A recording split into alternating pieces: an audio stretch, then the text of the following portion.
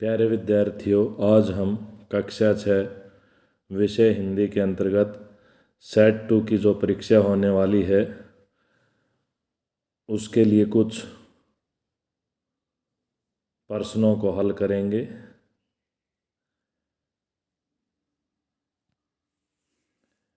प्रश्न 1, विलोम शब्द।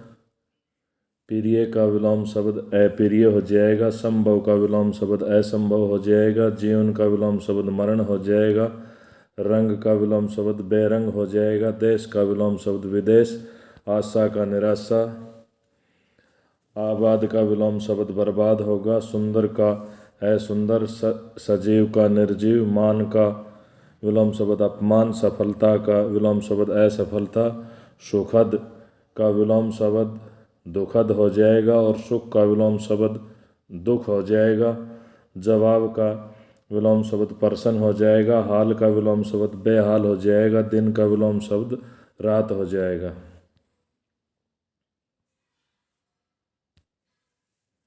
प्रश्न 2, भाववाचक संज्ञाएं।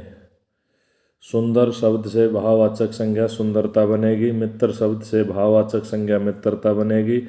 मीठा से भाववाचक संज्ञा मिठास बनेगी। बूढ़ा से भाववाचक संज्ञा बुढ़ापा बनेगी। प्रश्न 3, प्रत्यय। शब्दों में प्रत्यय जोड़कर विशेषण शब्द बनाने हैं। जैसे पत्थर शब्द है उसमें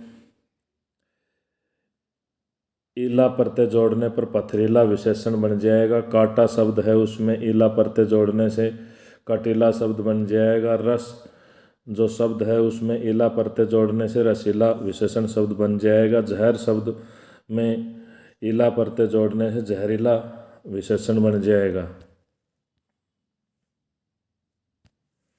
प्रश्न 4, जो देख कर भी नहीं देखते। पाठ की जो लेखिका है हेलेन केलर है। ये साहित्य की विधा निबंध का उदाहरण है। संसार पुस्तक पाठ के लेखक का नाम जवाहरलाल नेहरू है और ये साहित्य की विधा पत्र का उदाहरण है। मैं सबसे छोटी हूँ के कवि का नाम सुमित्रानंदन पंत है और ये साहित्य की विधा कविता का उदाहरण है। लोकगीत के लेखक का नाम भगवत शरण उपाध्याय है और ये साहित्य की विधा निबंध का उदाहरण है।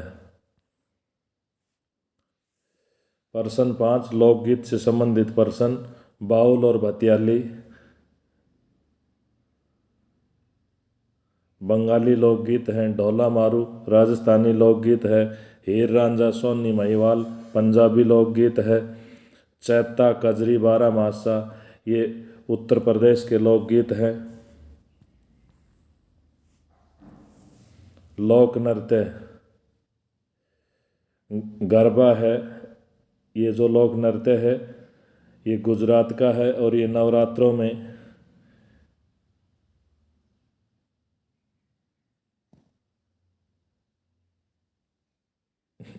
होता है। ब्रज प्रदेश में रसिया जो लोक नृत्य है वो गाया जाता है। ये कब किस अवसर पर गाया जाता है? होली के ऊपर। और गरबा नवरात्रों के अंदर।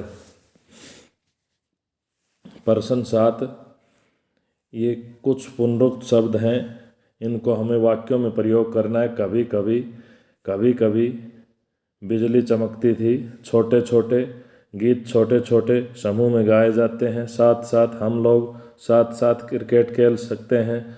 अपने अपने कार्य के प्रति समर्पित होना चाहिए। समय समय पर वार्ता करनी चाहिए। उपसर्ग प्रत्यय छाटो। सुंदरता शब्द है उसमें ता प्रत्यय है। विशेष शब्द में वी उपसर्ग है। प्रकृति में पर उपसर्ग है। भाव में आव प्रत्यय है। पहाड़ी में ई प्रत्यय है। प्रचार में पर उपसर्ग है। रसिया में ईया प्रत्यय है। प्रश्न 9, भोजपत्र की छाल कैसी होती है? भोजपत्र की जो छाल होती है ये चिकनी होती है। चीड़ की छाल कैसी होती है? चीड़ की छाल होती है वो खुरदरी होती है।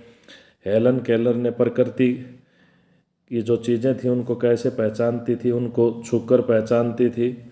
लेखिका किसके स्वर पर मंत्रमुग्ध हो जाती थी? लेखिका चिड़िया के स्वर के ऊपर मंत्रमुग्ध हो जाती थी।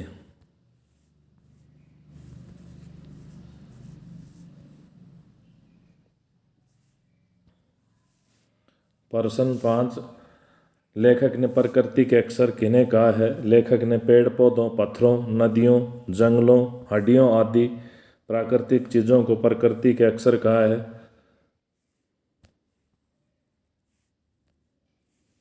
प्रकृति का जादू किसे कहा गया है? अलग अलग वृक्षों की अलग अलग छाल और पत्तियां,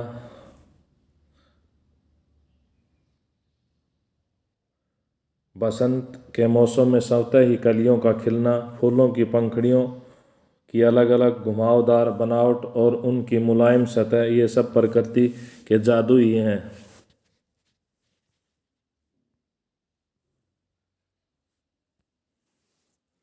कविता में छोटे होने की कल्पना क्यों की गई है? कविता में छोटे होने की कल्पना इसलिए की गई है कि माँ का प्यार मिलता रहे, माँ के आंचल की छाया मिलती रहे, माँ का साथ मिलता रहे। संसार पुस्तक है पाठ में लेखक जवाहरलाल नेहरू ने बड़ा देश किसे कहा है और छोटा टापू किसे कहा है? बड़ा देश लेखक ने भारत को कहा है, छोटा टापू इंग्लैंड को कहा है।